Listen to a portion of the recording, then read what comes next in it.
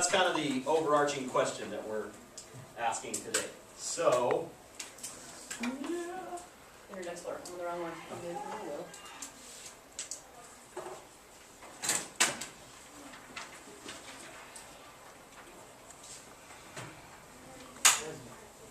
Alright. So, what we're going to discuss today is we're going to discuss, review really, because you guys already went over an oligarchy and a republic. So we're going to review those. We're going to compare the two, okay? And then we're going to go over some cost of elections and ask some questions about where we stand as a government. So, an oligarchy is a form of government where power rests with a few people, okay?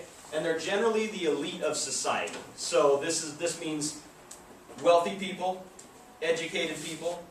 Sometimes it's corporations. Sometimes the military runs an oligarchy. And also in an oligarchy, power gets passed down from one generation to another. Okay, so it's through that. And with wealthy, it's kind of passed down through inheritance. You know, with money comes power, and with power comes money. So they kind of go hand in hand. That's how it gets passed down in an oligarchy. There's no elections. It's just passed on. So, in a republic, the people have the power in a republic. So the people vote for their representatives, okay? And those representatives then make laws for the people, protect the people, okay? They act for the people. There's usually a president in republics. Usually one person oversees what goes on with the government. And so we're going to do a quick comparison of the two to see what you guys think we might be. So, we mentioned in an oligarchy, and actually, you know what, I did forget one thing. A republic is not a direct democracy. Does anyone know what the term direct democracy means? Yeah. Isn't it where everyone has to vote, and until everyone votes, a decision isn't made? Right, and it's basically every decision. Okay? So, are we going to raise the speed limit? Everyone decides that. And they make the decision for every decision that there is. Are we going to go to war with this country? Are we going to force people to serve in the military? Okay? So that differs from a republic. How is that different from a republic? Who can tell me? Yeah? A republic, it depends on who does it. Like, not everybody has to vote for it. Not everybody has to vote because we elect representatives to make those decisions for us. Yeah.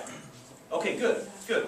So, the comparison now here is, in an oligarchy, it's ruled by the few, an elite class or group of citizens. That can be the wealthy, like I said earlier, royalty, corporations, the educated. Or in a republic, it's ruled by elected officials. And who can rule in a republic? Theoretically, who can rule? Anyone that wants to run for office, right? Can anyone run for office as long as you have a clean background and you're of the legal age to run? Do you think anyone could run? Not necessarily. Why not? You need money to run? You need money to run, right? So you need wealth to be able to fund these campaigns and these elections. Did you have something to say? Couldn't you get that money by having people sponsor your election so you can have enough to run it for it? You could, right? You could get donations through, I believe the GOP uses super PACs to get their money. Other political parties use donations. Some candidates pay out of their own pocket to run. Yeah, were you going to say something? I think if you're president, you just have to be American to run. You do have to be American to run for president, yes. So, theoretically, in a republic, anyone can run for office, right? And that's different in an oligarchy where you need to be an elite portion of society, either wealthy, educated, military, right? So let's look at this. Can anyone really run? These are the costs of the last few presidential elections. Okay, so this is how much it cost the candidates to run. In 2000, it was $1.7 billion that they had to pay just to campaign, just for the chance to be president. And it just went up from there. 2004, it was $2.5 billion. 2008 went up to $3.8 billion. And now, in the most recent election through Sunday, November 4th, just 2 days before Election Day, each candidate, this is combined, had raised $4.2 billion for their campaigns and for their election. So I don't know about you guys, but I don't have $4.2 billion sitting around. And I don't even think I could get enough friends together to give me $4.2 billion to run for president.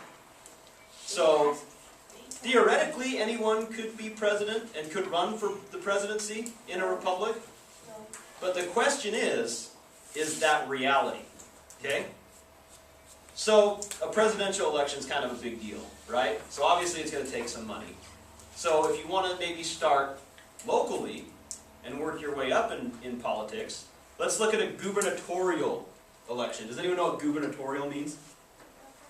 Yeah. It does mean local. It's the governor. If you're running for a governor of a state. I couldn't find Utah's numbers, but I did find Wisconsin's numbers.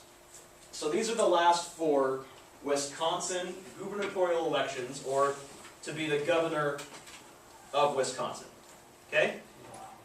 In 1998, it cost the candidates just under $10 million. Okay? In 2000, just under $25 million. And in 2006, it was over $30 million. 2010, we're pushing $40 million to run for governor. So that's a local office. Okay, so it takes a lot of money to be able to hold political office in the United States. So, the question we're going to ask here is, knowing what you know about oligarchies and republics, I'm going to split you into groups, and you're going to answer this question. Is the United States an oligarchy? Are we an oligarchy, or are we a republic? Okay? So, I'm going to put you in, what do you think, groups of 4 or 6? They work really well in groups, so either one's fine. Okay, let's go with groups of 4. So let's go you 4 here, okay? The 2 behind you. And move your desks so that you can work together. You 4, you 2, and you 2. So you 4 here. You 4, you 4. This row here, the 3 in the back, and then we'll have you 5 and you 5. Okay? So get in those groups. I'm going to be coming around and giving you guys a paper that you're going to fill out.